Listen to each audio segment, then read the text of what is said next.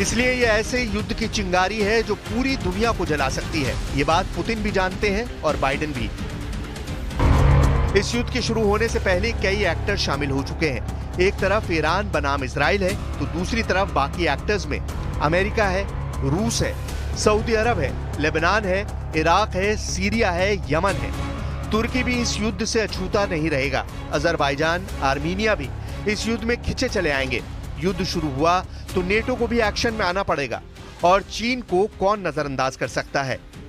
लेकिन युद्ध को काबू करने के बजाय इस वक्त ईरान और इजराइल में ऐसी मीटिंग हो रही है जो सिर्फ और सिर्फ युद्ध को और तेज करेगी। पेंटागन से लेकर इजराइल के वॉर रूम तक घंटों मीटिंग हुई है और अब भी चल रही है। तेहरान को जवाब देने के लिए क्या अमेरिका भी इतने ही प्रेशर में है जितना इजराइल है, ये बड़ा सवाल है। तो चलिए इसका जवाब भी आपको दिखा देते हैं।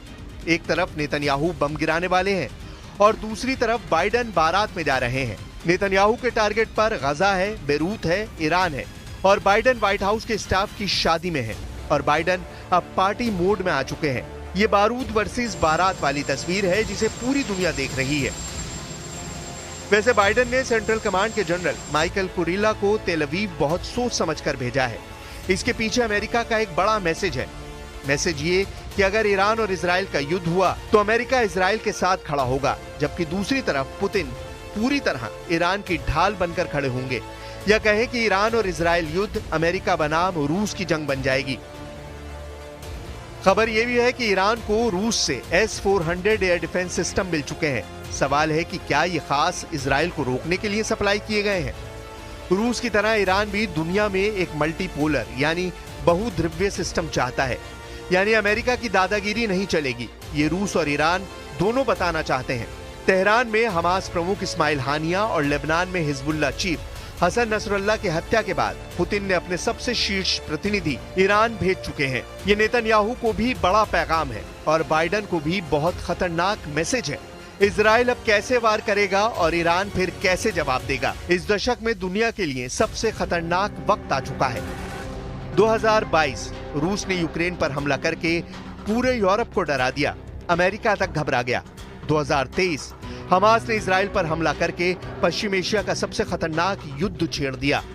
लेकिन 2024 सवाल है कि क्या ईरान और इजराइल का युद्ध हुआ तो वर्ल्ड वॉर शुरू हो जाएगी। यानी 2022 में तो दुनिया वर्ल्ड वॉर से बच गई। 2023 में भी गजा युद्ध के बाद विश्व युद्ध नहीं हुआ। ऐसे में क्या 2024 सभी जंगों का बॉइलिंग पॉइंट बनेगा और ईरान इजराइल युद्ध के साथ विश्व युद्ध भी शुरू हो जाएगा। مشورت‌های خیلی خوبی بین ما صورت گرفت. ابتکاراتی الان وجود داره توسط برخی از کشورهای منطقه و برخی از کشورهای فرامنطقه. ما به مشورت‌های خودمون با اون کشورها ادامه خواهیم داد. عملی یک عکس‌العملی خواهد بود از سوی ایران به صورت متناسب و مشابه. ईरान के मिसाइल पावर से इजराइल बहुत ज्यादा घबराया हुआ है। ये बात बाइडेन और पुतिन दोनों जानते हैं। ईरान ने जिस तरह से इजराइल पर हमला किया उसे तीसरे विश्व युद्ध की दस्तक के तौर पर देखा जा रहा है। ईरान की नई मिसाइल खैबर शिकन, फतेह और खुर्रम शहर 4 पर इजराइल का पूरा फोकस है। ये टेक्नोलॉजी के मामले में ईरान की बहुत ही खतरनाक मिसाइल मानी जाती है। इनमें से खुर्रम शहर 4 की रेंज 2000 किलोमीटर है और ये 1500 किलो तक का वॉरहेड ले जा सकती है। इसलिए ईरान का जवाब भी फौरन आएगा और दोगुनी ताकत से आएगा। अब देखना है कि अगले 24 घंटों में ईरान और इजराइल के बीच क्या होता है।